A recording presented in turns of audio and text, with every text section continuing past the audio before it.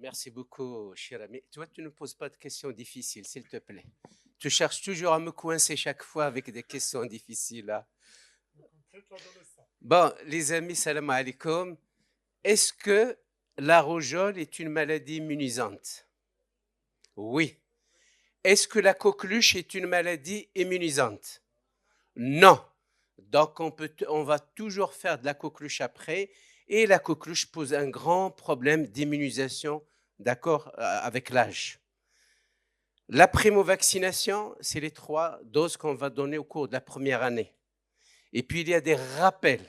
Ce qu'on connaît comme rappel, c'est celui de 5 ans, 6 ans. Et l'autre, à quel âge? Alors, qui fait le rappel de 10 ans? Et ça va, hein? Très peu. Donc, on discutera. On va essayer un peu de comprendre pourquoi le rappel est utile. D'accord? Alors, on passe. Regardez, on parle toujours de la guerre Iran et États-Unis. Et vous savez que Razi, c'est un Perse. Et c'est lui qui a décrit aussi, à côté de la rougeole, il a décrit aussi la coqueluche dans son livre Khulasat at-Tajarib, le résumé des expériences. Et donc, voilà, on revient toujours à Razi. Et regardez, le bulletin américain, il a bien montré que la coqueluche est une maladie qui entraîne. Non, c'est normalement une demi-heure, hein. C'est 30 minutes. Ça a déjà sauté? Oh là là, Monsieur le Président, on va y aller.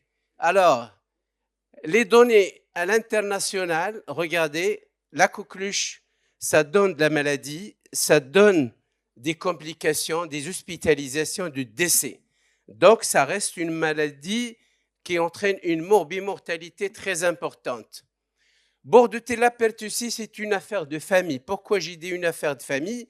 Parce que pour trouver Bordetella pertussis ou de Bordetjangu, il a fallu 5 ans, 6 ans. Regardez, Jules Bordet et Octave Django, l'un est le beau-frère de l'autre. Ils passent toute la journée au laboratoire pendant 5-6 ans et ils vont aller à la maison ensemble et la maman avec sa fille, ils préparent le manger tandis que les deux continuent aussi à bosser le soir et donc il leur a fallu 5 ans, 6 ans, d'accord, pour trouver cette bactérie. Alors cette fameuse bactérie, pour schématiser un petit peu, elle a des adhésines, d'accord, comme la pertactine, la fimbriée, les magglutinines, et elle a des toxines. Les adhésines, ça va aider la bactérie à adhérer à l'épithélium respiratoire. Alors que les toxines, bien sûr, ils vont exercer l'effet cétopathogène. Voilà, je passe et je prends l'exemple de la toxine pertussique.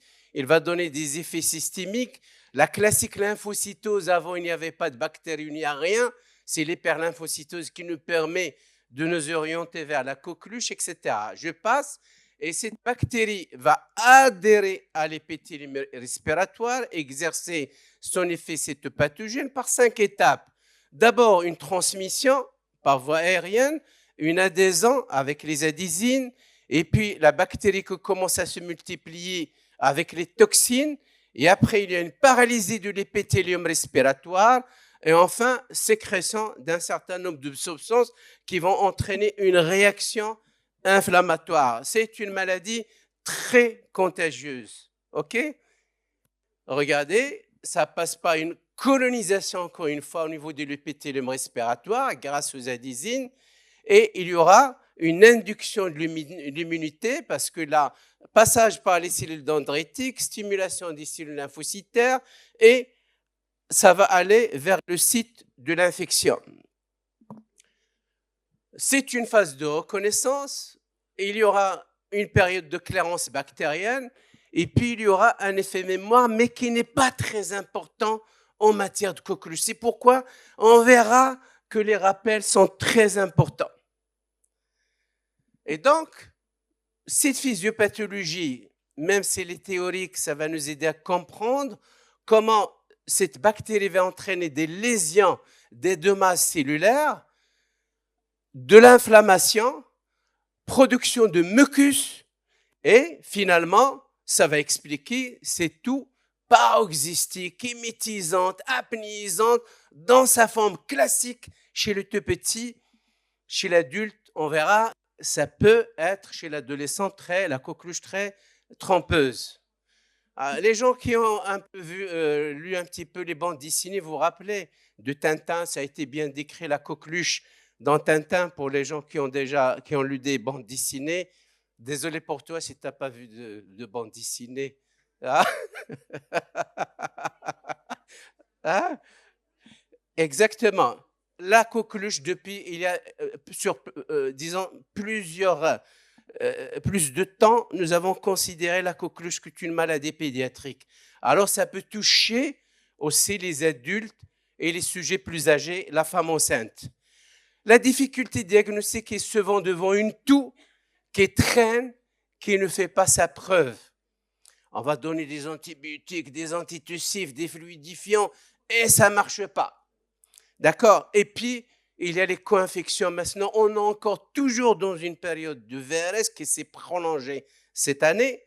Et la co-infection, VRS, Bordetella, et dans 15 à 20% des cas, nous avons une bonne documentation à Marrakech. Et bien sûr, la gravité est sous-estimée chez l'adulte parce qu'on croit que la coqueluche n'atteint que les enfants. D'accord?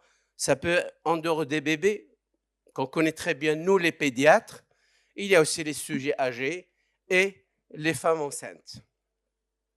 Je passe sur les... Je pense que la coqueluche a beaucoup évolué. Elle a changé beaucoup de présentations cliniques, mais le diagnostic aussi a évolué.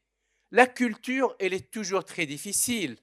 Maintenant, il y a la PCR, d'accord? Il y a le fulmaré. Dans la majorité des CHE, je crois, au Maroc, ça existe. En tout cas, à Marrakech, nous avons tous les cas sont confirmés grâce à la biologie moléculaire. Nous avons des diagnostics précis. Alors, que vous faites l'infection naturelle, que vous soyez vacciné, ni la vaccination, ni la guérison d'une infection naturelle ne va donner une protection à vie. Donc, la coqueluche n'est pas une maladie immunisante. C'est clair et c'est très important à rappeler aux plus jeunes, et d'où l'intérêt de stratégies, d'accord, à identifier pour lutter contre la coqueluche. Alors, très rapidement, je vais un peu vous casser la tête avec un peu de l'immunologie de base. L'infection naturelle, il va faire appel au TH1, T17, mais aussi TH2. D'accord? L'infection des gens avec le vaccin anti, je vous rappelle que le vaccin anti, il existe dans la santé publique, dans le pentavalent, et qu'en vaccine au Maroc, 97% des bébés dans les centres de santé et qui reçoivent ce vaccin anti encore une fois. Ça va changer peut-être fin de l'année ou début 2027, on va passer un hexavalent dans les centres de santé de base. Et donc, le vaccin anti va faire appel à TH1 et à TH17. Alors, vous avez vu que l'infection naturelle, en plus, c'est le TH2. Et le vaccin cellulaire que les collègues dans leur cabine utilisent, dans l'hexavalent, il fait appel à TH17, mais aussi à TH2. Ça, on va revenir à toutes ces notions de base. Je ne vous embête pas pour rien, mais ça fait longtemps qu'il y a eu débat entre les vaccins entiers, les vaccins cellulaires. Qui est le plus efficace? En tout cas, le vaccin cellulaire reste mieux toléré que le vaccin entier. Matière d'efficacité, il y a un grand débat. D'accord? Je passe sur ça, je l'ai expliqué. Alors, il y a très longtemps, on ne parle plus de coqueluche, et puis ces dernières années, on commence à parler de coqueluche. Ashouqa, qu'est-ce qui s'est passé? On incrimine énormément de choses. Le déclin de l'immunité, c'est-à-dire ce n'est pas une immunité à vie. Est-ce que les vaccins sont efficaces à 100%? Est-ce qu'il y a des variations antigéniques de Bordetella pertussis? Est-ce que la couverture vaccinale est complète? Et on fait les rappels, et 5, 6 ans, 11 ans, et toutes les 10 à 15 ans, etc. Et puis surtout, on utilise de plus en plus dans certains centres la PCR, la biologie moléculaire, qui va permettre de faire des diagnostics plus précis, alors que la culture, elle est très difficile, d'accord, pour le Bordetella. Alors, ce n'est pas pour vous rappeler des souvenirs avec le Covid, mais pour vous dire que d'abord, que la coqueluche, elle a une évolution cyclique. Spontanément, tous les 3-5 ans, il y a un petit pic. D'accord? Mais avec le Covid, avec les mesures de distanciation, le masque, etc., ben, il n'y avait plus de contamination par voie aérienne, il n'y avait plus rien. Et ce qu'on appelait à l'époque la notion de dette immunologique, quelques un peu de temps après le Covid, et ça commence à monter. Ça, je vais vous le montrer dans l'expérience aussi de Marrakech, mais l'Afrique du Sud, elle est caricaturale. Regardez, et Covid, il n'y a plus rien, et puis après le Covid, ça reprend. Regardez à Marrakech, entre les cas confirmés en orange, en bleu, le suspect, là, c'est la période de Covid, d'accord, et puis ça reprend. Regardez l'évolution des coqueluches hospitalisées, d'accord, au fil de temps, confirmées. Il y en a très peu pendant le Covid et juste après le Covid, et puis ça reprend, d'accord. Bah, je passe sur les détails. Bon, là, à Marrakech, c'est les urgences pédiatriques en bleu. Le service où je travaille, la pédiatrie A, en orange. Là, très peu en RIA, heureusement. Voilà, et surtout les plus jeunes. Ça, c'est pas bien parce qu'il y a un risque d'apnée. OK? Je passe. Alors là, c'est partout dans le monde. Le contaminateur est dans la famille. Les 3/4 des cas des contaminateurs, c'est soit la grande-mère, soit la mère, soit le papa, soit, toujours dans 3/4 des cas, on trouve le contaminateur dans la maison. Je passe. Alors voilà, à travers le monde et différents pays, juste après le Covid, ça commence à reprendre partout, d'accord? Là, les données de l'incidence, de la mortalité, je passe. Vous êtes un peu fatigué fin de l'après-midi. Je ne vais pas trop insister sur beaucoup de choses. Ben voilà, les différents aspects qui expliquent la recrudescence de la coqueluche. Mais ce que je vais traiter essentiellement, je vous rassure, que le problème de la variation génétique et le problème des vaccins du rappel. D'accord? Alors, je reviens à mon schéma de début. Je vous rappelle le Bordetella pertussis, les adésines et ce qui m'intéresse essentiellement, cette fameuse hypertactine. Et puis, vous avez les toxines qui exercent l'effet cytopathogène. Je pense que c'est simple, ce n'est pas compliqué, hein, qu'on peut aller. Parfait. Et donc, il y a différents vaccins contre la coqueluche qui sont fabriqués à travers le monde. Le moins étalonné, c'est le vaccin anti. Ça pose problème dans ces variations de fabrication, de purification à travers le monde. D'accord? Et n'est pas stable. C'est pourquoi les gens, ils sont en train d'aller de plus en plus vers des vaccins acellulaires. C'est plus standardisé que les autres. Beaucoup de pays, ils ont laissé, ça fait longtemps, comme le Japon, les États-Unis, etc., ils ont laissé, ça fait longtemps, le vaccin anti. Et donc, dans ces vaccins qui vont utiliser des adésines, etc., ce qui est plus important dans la fabrication de vaccins, c'est la pertactine. Et à Choqa, qu'est-ce qui est arrivé? Il y a eu des changements génétiques et phénotypiques dans cette pertactine. Elle commence à perdre sa toxicité. Et il y a augmentation de la coqueluche et il y a émergence de nouvelles souches qu'on dit peut-être très probablement échappent au vaccin. D'accord? Ce qui explique un petit peu que l'effet n'est pas à vie, n'est pas prolongé. Et puis un autre aspect sur lequel je vais passer très rapidement, je ne vais pas revenir à cet aspect, c'est qu'il y a ce qu'on appelle un nouvel allèle de Bordetella pertussis qui va induire de la résistance aux macrolides. Regardez, c'est une slide à notre ami Nicole Guizou, d'accord? Il a bien montré qu'il y a de la résistance partout.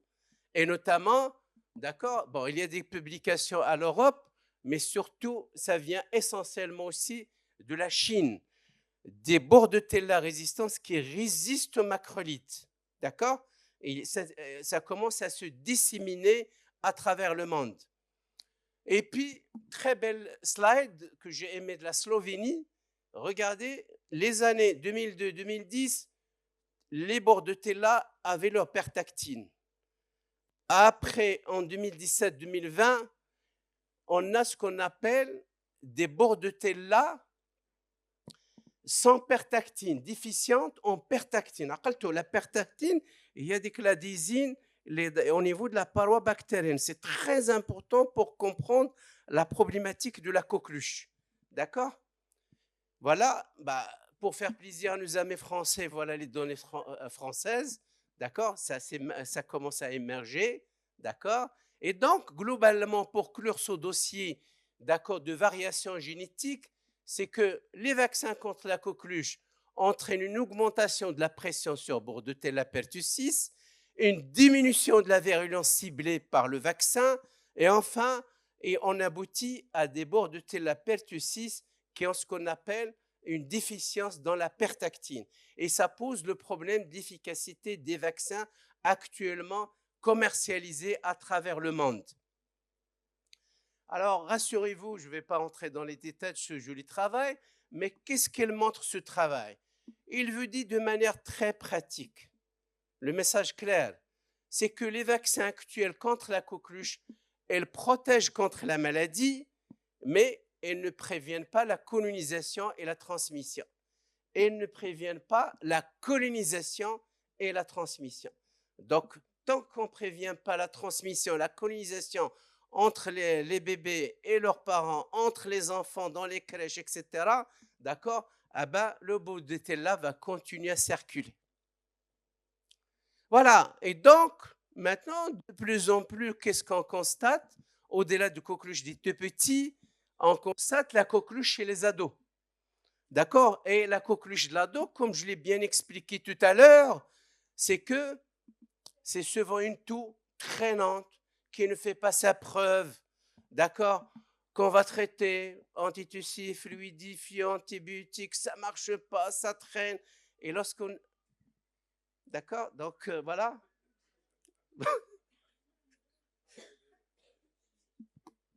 Et donc, les études américaines, elles ont bien montré que la tranche 8 à 2 ans reste la population des ados les plus touchés. D'accord? Alors, est-ce que le vaccin donne une immunité à vie? C'est clair que non. C'est clair qu'au bout de 7 ans, 8 ans en avant, regardez, les anticorps commencent à baisser. D'accord? Et donc, ça pose problème et il faut faire des rappels. C'est très important. Pour les gens qui n'ont pas bien suivi avec moi, regardez, encore une fois, les anticorps vont chuter en bleu. Et puis, on remarque dans ce travail que les anticorps vont commencer à chuter, on commence à avoir des PCR positifs au Bordetella pertussis. D'accord? Et ça, c'est autrement dit, la probabilité estimée d'échec de vaccin, on s'éloigne de le moment de la vaccination, on a plus d'échecs de la vaccination. OK? Alors, oui, c'est vrai, c'est une réalité. Et il y a un déclin, un vieillissement de l'immunité contre le Bordetella pertussis. D'accord? Et puis, on ne sait pas maintenant à partir de quel seuil avoir quel taux de cellules de mémoire il faut avoir. Tout ça, ça dépend de l'âge, ça dépend du nombre d'expositions au Bordetella, etc. Je passe sur ça. Alors, regardez, si vous avez une primo-vaccination, il y a une induction de la formation de lymphocytes B, mémoire antipertactine. Si vous faites des boosters, que ce soit chez un peu moins de 5 ans, que ce soit à l'âge préscolaire, que ce soit chez l'ado, il va y avoir une diminution des lymphocytes B mémoire antihypertactine. Et finalement, si vous allez être exposé à la maladie, il y aura une disponibilité de moins en moins des lymphocytes B spécifiques. Donc, quand on s'éloigne de la primo-vaccination, les cellules mémoire vont diminuer dans le temps et donc on sera moins protégé. Ça, c'est l'idée principale. J'ai bien expliqué que l'adolescent et l'adulte sont maintenant, ils font aussi plus de coqueluches que les autres. D'accord? C'est la même chose à travers l'Australie, le Danemark, tout ce que vous voulez. D'accord? Et donc, finalement, quelles sont les principales stratégies pour lutter contre la résistance de la coqueluche? À travers le monde, on parle de résurgence de la coqueluche, que la coqueluche, elle commence à devenir de plus en plus important. Beaucoup de gens, vous avez sûrement beaucoup entendu parler de l'immunisation de la femme enceinte contre la coqueluche. Les doses de rappel, je ne vais pas parler d'autres aspects, je vais, pour raison de temps, que la vaccination de la femme enceinte très rapidement et les doses de rappel. Regardez, si un ado ou un adulte qui tousse et qui a de la coqueluche, d'accord? S'il y a un bébé dans la famille qui n'est pas vacciné ou incomplètement vacciné, bien sûr, il va être contaminé par l'adulte ou l'adolescent. Et donc, c'est le même principe, il faut nécessiter d'un rappel. Là, c'est une slide de Nicole Guizou qui a fait beaucoup de travaux un peu partout, en Asie, en Iran, en Cambodge, en Togo, etc. Il a bien montré, c'est elle qui le dit, toutes nos études ont montré une circulation importante de Bordetella dans 4 pays. La primo-vaccination n'est pas suffisante et ne permet une durée que de 4 à 5 ans et des rappels sont nécessaires. Donc, je pense qu'il faut beaucoup insister sur les rappels à 5 ans, 6 ans et à 11 ans et à 10, 12 ans dans vos cabinets. Voilà. Donc, partout dans le monde, ce rappel de 5, 6 ans est important. Ce rappel chez les ados est très important aussi. D'accord? Malheureusement, dans notre calendrier vaccinal pour le moment national, vous avez 3 doses dans le Ponta comme primo-vaccination et vous avez un rappel à 5-6 ans. Je pense, Moulay Saïd, que 5-6 ans, on n'a pas un taux très important de couverture parce que beaucoup de gens, les gens ne reviennent pas. Là, c'est ce qu'on a travaillé entre Infovac et Somipev, le calendrier recommandé, nous recommandons, mes chers collègues, toujours 5-6 ans et entre 9 et 15 ans. C'est très important, c'est l'occasion de faire aussi l'HPV et de faire autre chose. Voilà, je pense qu'en Asie, il y a plusieurs pays qui l'ont introduit, en Europe, plusieurs pays qui l'ont introduit, mais le problème, là aussi, ils ont des soucis parce que certains pays européens l'ont introduit, mais la couverture n'est pas optimale. C'est-à-dire le taux de couverture des ados n'est pas aussi important. D'accord? Et puis, faites attention à un truc pratique. Le grand D, ردوا البال. هاد A يعني acellulaire. Acellulaire, ok? Ok? Acellulaire, عندنا في المغرب l'entier, E en anglais fait E, entier, et petit a, c'est la cellulaire. Les entiers, on les fait avant 5 ans, 6 ans. Et il ne faut pas les donner au-delà de 7 ans, 8 ans. Et le petit D et le petit A, le petit P, on le donne chez les ados et la femme enceinte et on ne le donne pas chez le bébé. Est-ce que c'est clair? Faites attention à ce petit détail pratique. Voilà, je passe sur la composition de TDAP, je passe sur la composition de DCAT-VPI de rappel. Je n'ai pas le droit de prononcer les noms commerciaux pour des raisons éthiques, mais les gens qui ne connaissent pas les noms commerciaux, vous pouvez m'envoyer un petit message, je peux vous donner les noms commerciaux.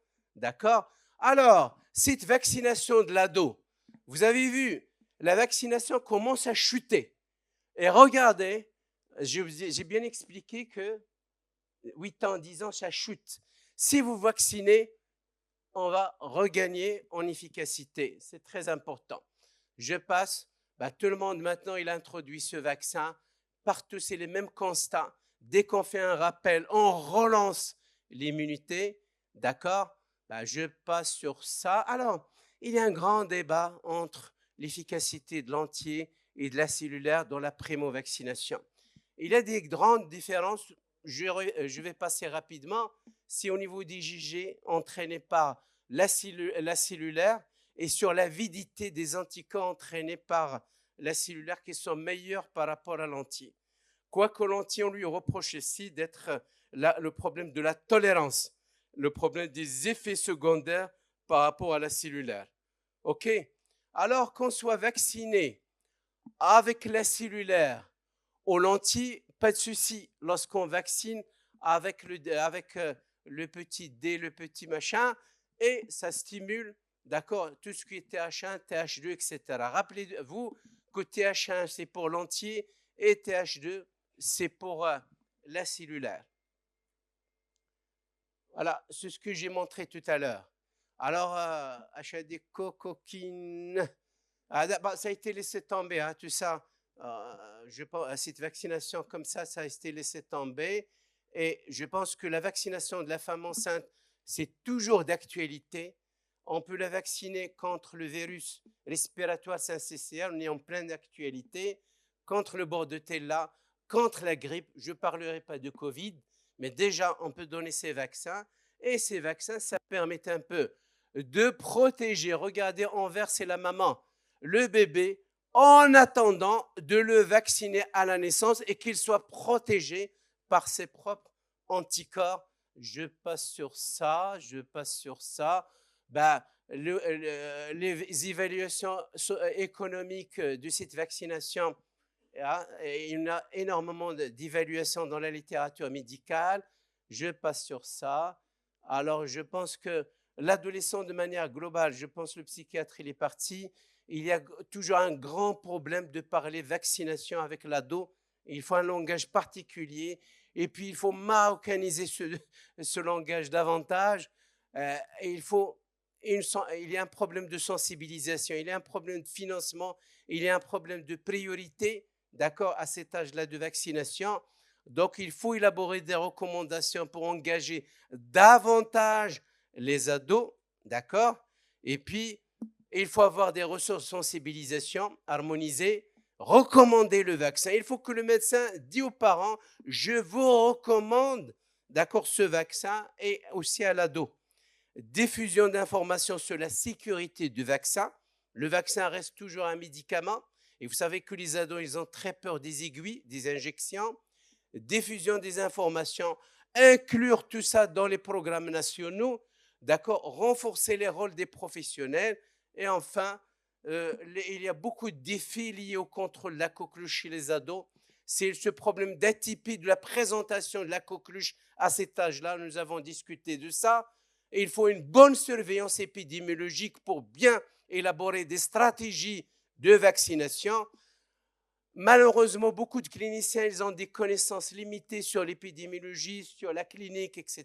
Ne croient pas qu'il y aura de la coqueluche, d'accord? Et puis, les faibles taux de couverture de vaccination, ça pose problème.